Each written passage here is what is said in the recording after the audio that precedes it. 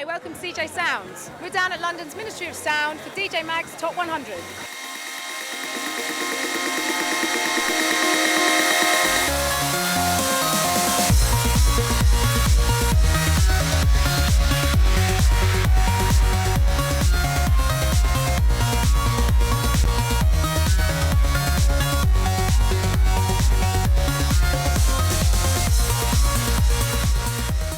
Yeah, above and beyond should win. David Guetta. Armin van Buuren. Armin van Buuren.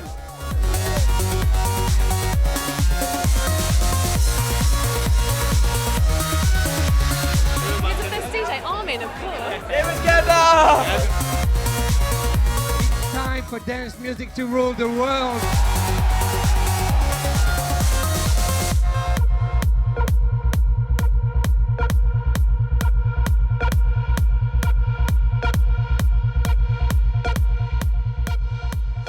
Armin van Buuren, congratulations. Thank you. You got the hat trick. Hat trick. Hat trick. How does it feel? It feels amazing because I didn't expect it this year, not at all. I thought, win it twice, it's great. I thought David Guetta was going to get it this year, to be honest. To get so much back from the fans, I have shivers all down my spine right now. There's a lot of DJs that are doing really well at the moment. Gareth Emery, Marcus Schulz, Sander Van Doorn. I think everybody deserves to be number one. If you're rocking a crowd, you deserve to be number one. Are you involved in any particular projects at the moment? Yeah, loads. Just finished a new single with Rolf and Velzen. Just released a new compilation called Universal Religion Chapter 4, together with a big clothing brand in America. Did 2 remixes for that, one for BT and one for Surf Matiska and Jaren. Working on the State of Trance year mix that's coming up at the end of the year. Working on my new album. Just released my iPhone app. Oh, really? And yeah. You've got your own iPhone app? Yeah, it's an iPhone app, which is basically the Armin only DVD. That's just one of the first apps that's going to come out. That's going to be the State of Trance app. It's going to be an Armin van Buuren app. Working on my video game and basically nerding away in the studio at the moment. So you've just been taking it easy the past year, really? I just love it too much. I was just in my hotel room downloading a track and burning it to CD quickly to play it tonight. I still have that anxiety, It's not like sitting back and I'm number one or whatever. I'm focused on the music still. It's very much in here, You still get like stage fright? You still suffer? Yeah, very much. Actually, more than ever because the pressure's on,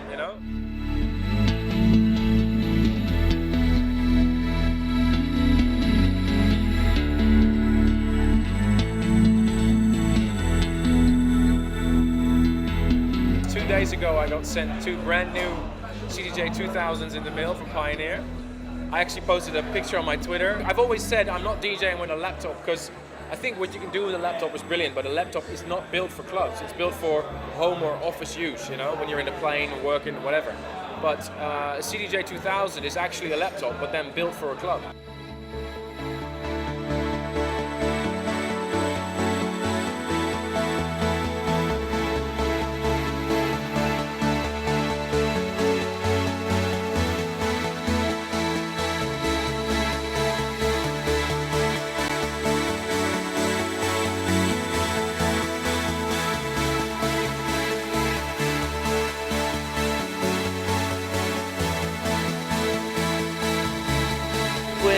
Recording a new album, writing and recording the follow-up to Tri-State from a few years ago. But we've been DJing all over the world as usual, and we played our first live gig in Beirut in July, which was fantastic. It's actually much more nerve-wracking than DJ gig because you actually, everything that you play matters. Whereas with, playing records, you're playing records. That's another thing, but you're that bit closer to the audience. So. Yeah, pretty scary. Well, I'd say the biggest difference for the whole DJing and live thing for us was that to do one live gig, it was like 4 months of preparation and there's so many aspects of it that we really needed to get right. But it's probably because we do DJing all the time, and this was the first time we're doing the live thing. So hopefully in a few years we'll be equally calm about playing live as we are about DJing. Have you found, since you've done the live gig, that it's opened up doors and ways that you want to progress in a live situation? The things you want to do differently? Yeah, we're sort of already thinking about next year what we're going to do, and I think what it has affected is the kind of music you write. And for this album, we're already thinking about how's that going to work live and stuff like that. So it's quite interesting to see how that would influence it. Yeah, so that's the live gig has instantly had an effect on the albums that you're now progressing with. Do you play WAVs or MP3s? Yes. Both.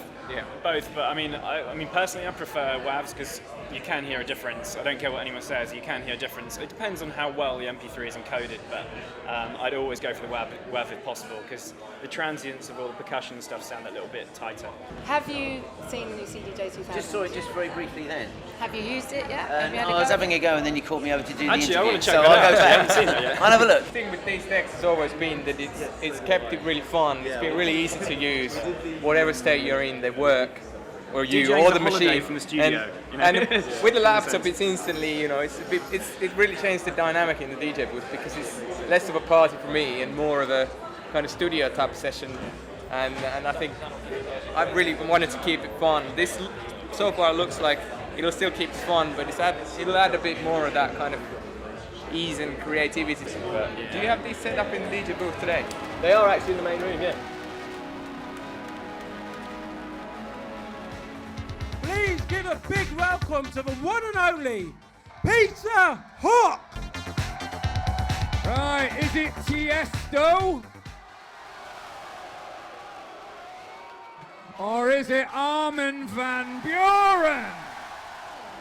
I'm presenting, yeah, which is a great honour really, because I've been a DJ myself for 6 years, and before I started, I thought that DJs had the easiest job in the world, and it was only when I actually came to physically do it that I actually realised how difficult it was, and now I'm full of admiration for what is a very difficult job.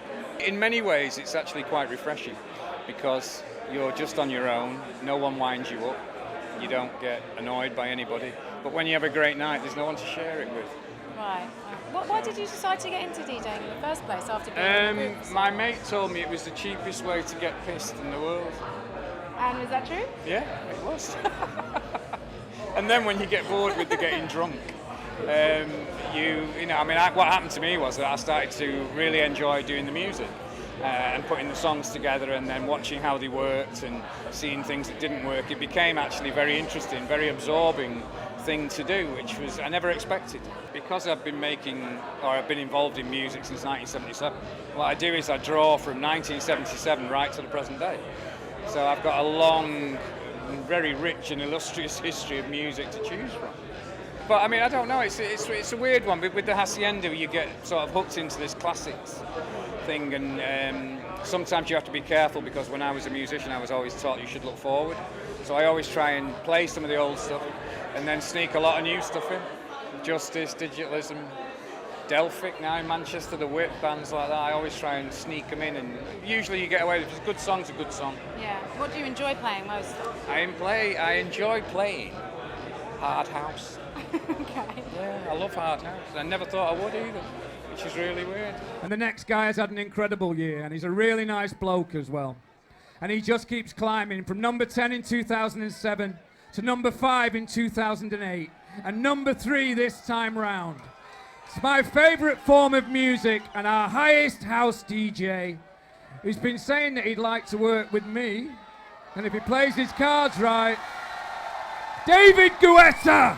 This has been a huge year for dance music. It's been a huge year for me, and trust me, next year is gonna be our time. It's time for dance music to rule the world. And let me tell you, it's happening right now. This is gonna be so big. The whole industry is gonna change. And I want to tell you, it's been incredible.